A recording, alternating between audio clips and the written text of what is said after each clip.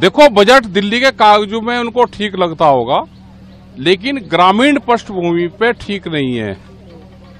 इसका ज्यादा लाभ किसानों को नहीं होगा, कंपनियों को जरूर लाभ होगा। जो ऑर्गेनिक और नेचुरल फार्मिंग की बात करिए, वो भी कोई न कोई एनजीओ, कंपनी, कोई संस्था वो इसको लेगी और वो कहेगी कि हम इतने किसानों को खेती करने सिखाएंगे ऑर्गेनिक। ये आएगा, उस पर पैसा चला जाएगा। वो इसका ये देखना कि किस मद में पैसा जाएगा। डायरेक्ट किसानों को लाभ देना है तो उसकी फसलों की कीमतें देनी पड़ेगी, उसके लिए प्रावधान करना पड़ेगा। आप उसको पानी फ्री दे दो तो सीधा लाभ किसानों को मिलेगा। आप उसको सस्ता फर्टिलाइजर दे दो, दवाइयां दे दो। क्या जितने इक्विपमेंट एग्रीकल्चर में लगते हैं उस पर जीएसटी नहीं है? आप उसको फ्री कर दो तो इक्विपमेंट कुछ सस्ते हो जाएंगे। तो ये सारी चीजें हैं। आप सोलार पे दो, आप बिजली पे आप दो।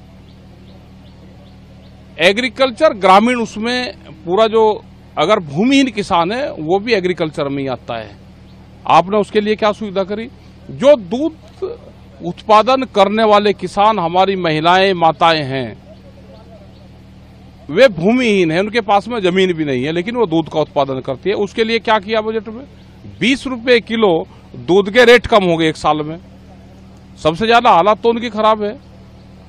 जो कारखानों में काम करते हैं लेबर, उसका क्या करा? आपने हेल्थ पे क्या किया? ग्रामीण हेल्थ पे कोई योजनाएं हैं?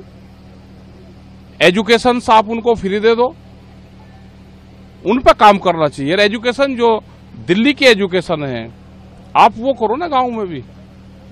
वित्त मंत्री सीतारमण जी कहे नेचुरल फार्मिंग को बढ़ावा दिया जाएगा। ग्राम पंचायत अगर योजना लागू करना चाहेंगे तो बढ़ावा मैं बता दो कि कोई न कोई एनजीओ, कंपनी आएगी, वो पैसे लेगी, वो कहेगी कि मैं नेचुरल फार्मिंग किसानों को सिखाऊंगी।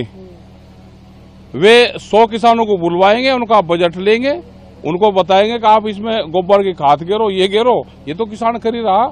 आप उसकी अलग से मार्केटिंग आप अगर दे दोगे, उसकी अलग मार्केट दे दो उसकी, तो किसान तो नेचुरल फार्मिंग कुछ किसान कर रहे हैं। राज्य के साथ साझेदारी करके केंद्र सरकार डिजिटल इंफ्रास्ट्रक्चर बढ़ाने का काम करेगी, जिससे किसानों को। हमने तो कहा कि डिजिटल बढ़ाओ ना, हमें किसानों को डिजिटल कंपेन से जोड़ दो। हमारा गन्ने का भुगतान, दूसरी भुगतान भी आप डिजिटल से कर दो। कौन सी टेक्नोलॉजी आप डिजिटल से दोगे किसानों को? भाई हमारा भुगतान भी जोड़ दो ना आप उसी से, डिजिटल से ही, डिजिटल प्लेटफॉर्म से आप बढ़ाओ। प्रधानमंत्री का पायलट प्रोजेक्ट है डिजिटल कंपेन, आप बढ़ा दो। हमारा गन्ने का फसल तो एक साल में आ रही फसल 1-1.5 साल में, और भुगतान उसका होता है वो भी 12 महीने में, 8 महीने में। अभी कुछ फैक्ट्रियों का भुगतान जो गन्ने का है वो नवंबर दिसंबर का हुआ। कृषि और जुड़े सेक्टरों को 1.52 लाख रुपए का प्रावधान दिया गया, ये कारगर साबित हो। अब कृषि में बहुत से सेक्टर आएंगे, आप कौन से सेक्टर में कितना फंड दोगे? आप कल तो ये भी कहोगे कि पुलिस को हमने इतना फंड दे दिया, उसकी तनख्वाह दे रहे हम। ये जो सेक्टरों में पैसे देने की बात करी, इसको डिफाइन करना पड़ेगा कि किस सेक्टर में कितना जा रहा है और वो कहां लग रहा है। आप भाव देने की बात नहीं करते, सारी बात करते हो भाई एमएसपी गारंटी कानून दे दो।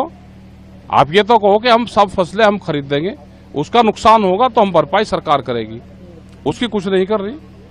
अभी बाढ़ आई, पूरा हमारा उत्तर प्रदेश और बिहार, बहुत हिस्से बाढ़ से प्रभावित हुए। क्या उन किसानों को लाभ मिल रहा है?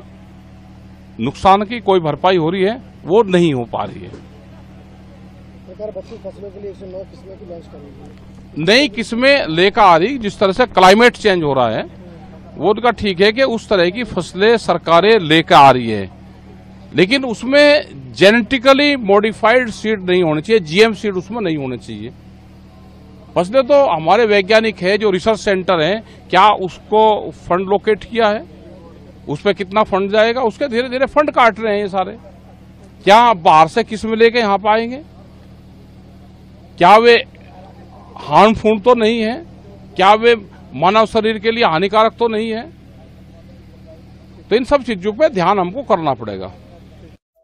Subscribe to Midday India. Get direct notifications on all our videos by clicking on the bell icon.